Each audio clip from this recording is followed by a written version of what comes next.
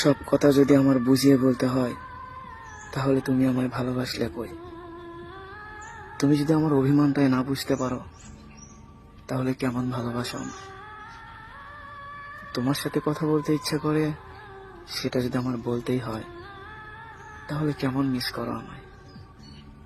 তোমার সাথে কথা বলার জন্য প্রচন্ড জিদ করি, এটা যদি তোমাকে বারবার বলতে হয়, তাহলে কেমন ভালোবাসো আমায়?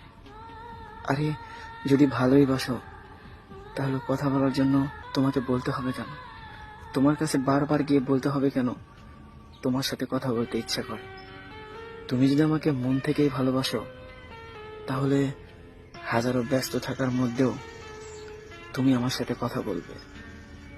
কিন্তু তোমার সাথে কথা বলার ইচ্ছে হলেও আমি বলতে পারি না। তোমার কাছে বারবার বলি প্রচন্ড ইচ্ছা করতেছে তোমার সাথে কথা বলতে, কিন্তু তুমি অজুহাত দেখিয়ে আমাকে ইগনোর করো।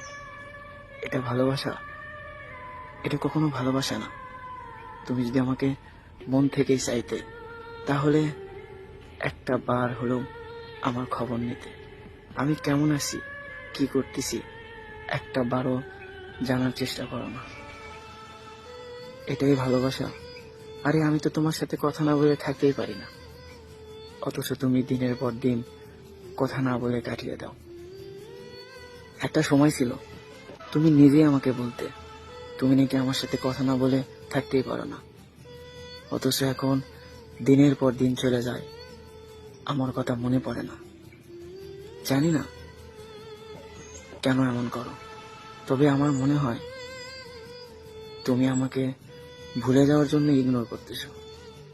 একটা কথা বলি প্রিয়, হয়তো আমার মতো অনেকেই পাবে, অনেকেই তোমাকে ভালোবাসতে চাইবে, কিন্তু মনে রেখো, সব ভালোবাসাতেই ভালোবাসা থাকে না।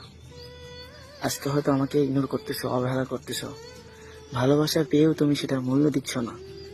একটা সময় এই ভালোবাসা পাওয়ার জন্য তুমি দিন রাত কান্না করবে।